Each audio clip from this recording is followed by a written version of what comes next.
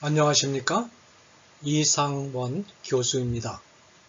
오늘은 평신도를 위한 신학 강의 17번째 시간, 기독론 두 번째 시간입니다. 오늘 다룰 소주제는 예수님은 어떤 분이신가? 라는 제하에 예수 그리스도는 죄 없으신 완전한 인간이다 라는 주제를 살펴보겠습니다. 예수 그리스도께서 인간, 죄 없으신 완전한 인간이라는 사실은 구약 성경도 증언하고 있고 또 신약 성경도 증언하고 있습니다. 우선 예수 그리스도께서 인간이라는 사실을 증언하는 구약의 증언을 살펴보면 창세기 3장 15절에 구주가 여자의 후손으로 올 것이다 라는 예언이 있죠. 인간인 여자의 후손으로 올 것이다. 그러니까 예수 그리스도는 인간이라는 뜻이죠. 창세기 17장 19절에 이삭의 후손으로 올 것이다. 인간 이삭의 후손으로 올 것이다. 그렇게 예언하고 있고, 미가서 5장 2절에 베들레헴이라는 구체적인 장소에서 태어날 것을 예언하고 있습니다. 이런 본문들은 구약 성경이 구주가 인간이심을 증거하는 본문들입니다. 신약에 들어와서 바울은 예수 그리스도를 한 사람이라고 호명하고 있습니다. 로마서 5장 15절에 한 사람, 예수 그리스도. 예수 그리스도는 곧 인간이라는 뜻이죠. 디모데전서 2장 5절에 사람이신 그리스도 예수라고 호명합니다.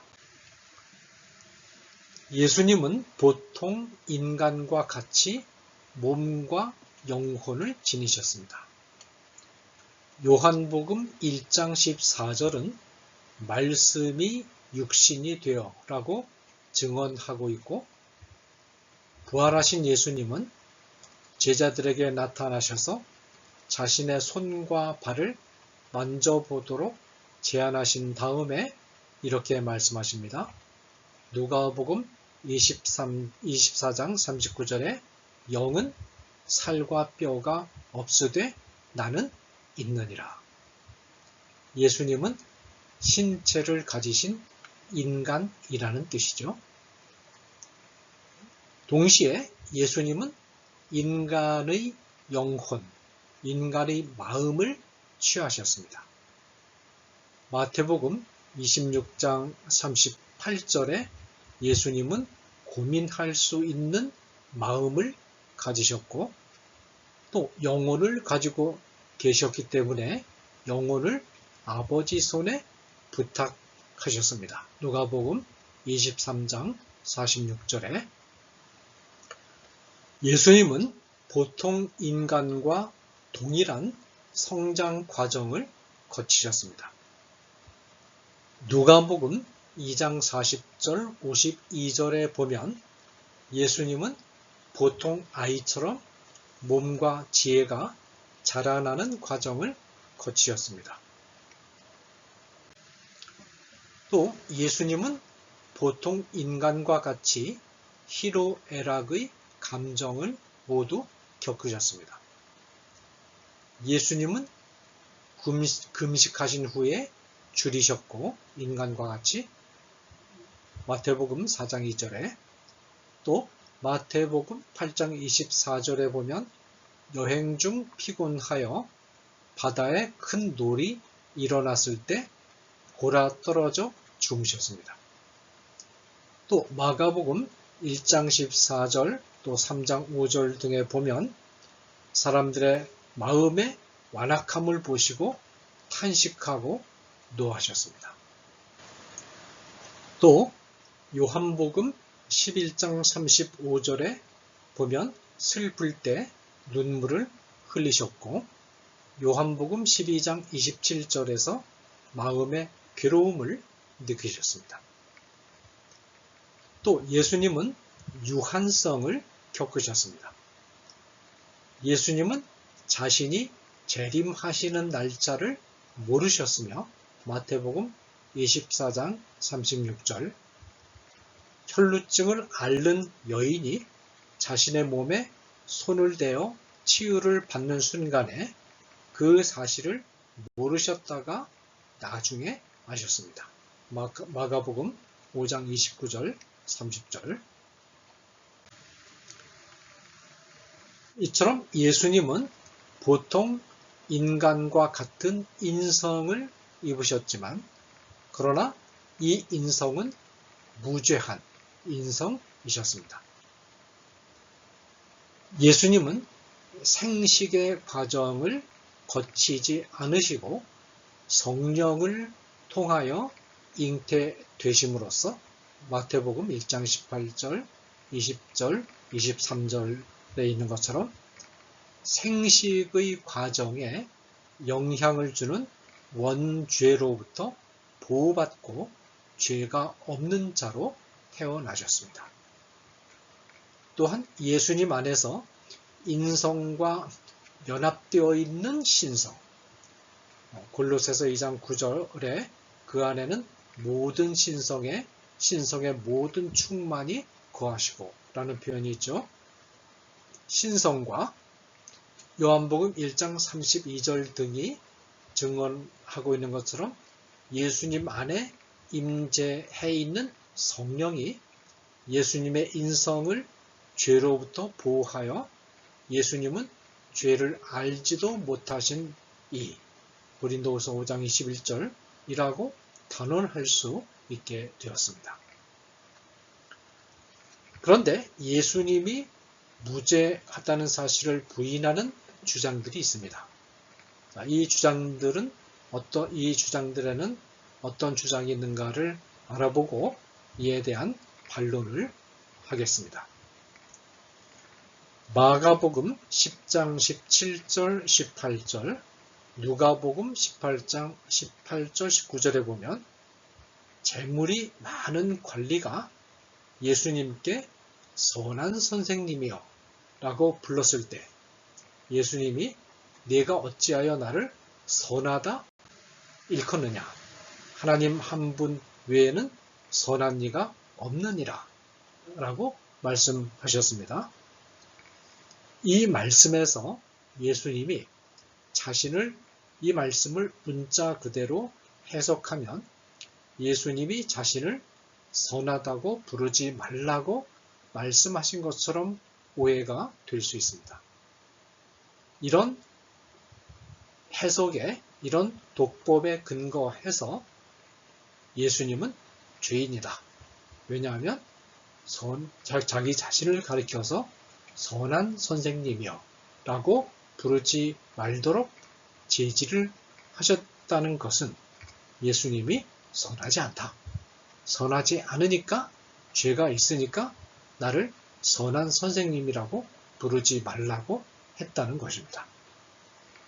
자, 이에 대한 반론을 제기를 하면 이 관원은 예수님을 하나님이 아닌 고결한 종교 지도자로 생각하고 선하다고 부르고 있습니다.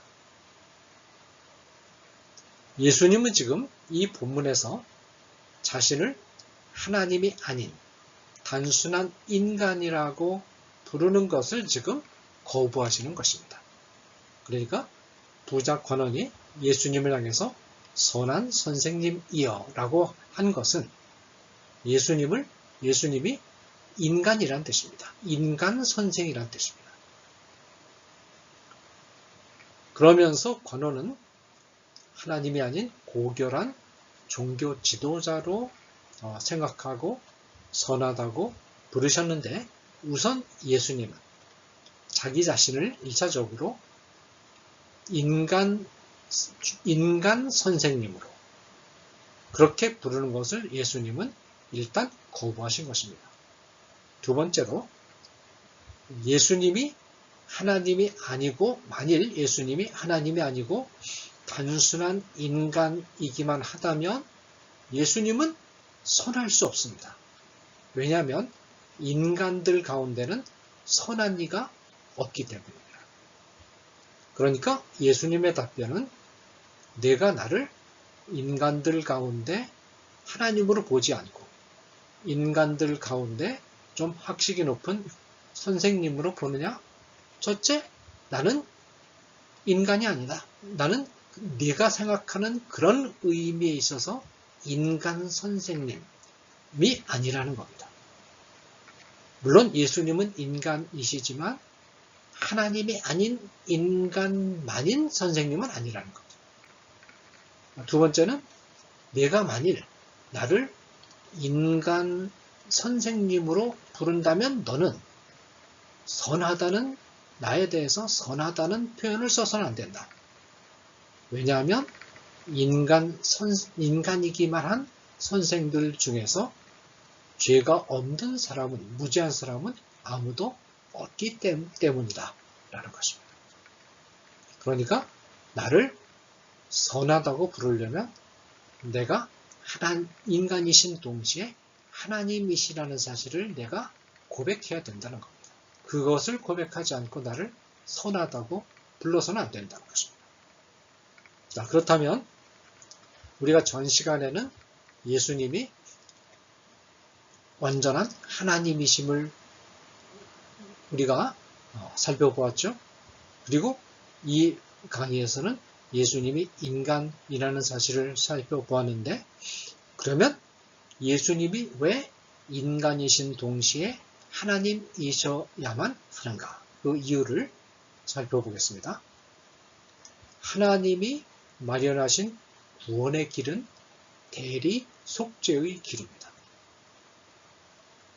자, 그런데 하나님의 형벌 시행의 생명은 공정성에 있습니다. 대리 속죄를 하려면 공정해야 된다는 거죠. 인간이 죄를 범했기 때문에 인간을 대리해서 죄를 대신 받을 존재도 인간이라야 한다는 것입니다. 그래야, 즉 인간을 대리 속죄하려면 대리 속죄의 주체도 인간이라야 한다는 것입니다. 그래야 하나님의 형벌의 공정성, 인간이 형벌을 받았기 때문에, 인간이 죄를 범했기 때문에 인간이 형벌을 받아야 된다라는 하나님의 형벌의 공정성이 확립된다라는 것입니다.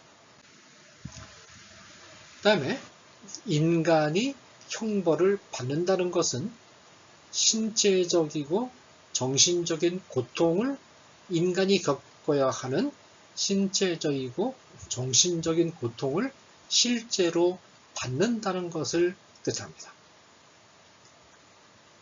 예수님이 인간을, 죄인을 대신해서 대리로 형벌을 받으신다면 그 형벌은 인간이 받는 신체적이고 정신적인 고통을 그대로 다 받으셔야 하나님의 공의의 요구를 충족시킬 수가 있습니다. 이를 위해서 예수님은 인간의 몸과 인간의 영혼을, 즉 인성을 입으셔야만 했습니다. 자, 그런데 예수님이 받아야 할 대리 속죄는, 대리 형벌은 어떤 형벌이냐? 온 인류에게 쏟아 부어지는 천문학적인 규모와 깊이의 형벌을 받아내야 합니다.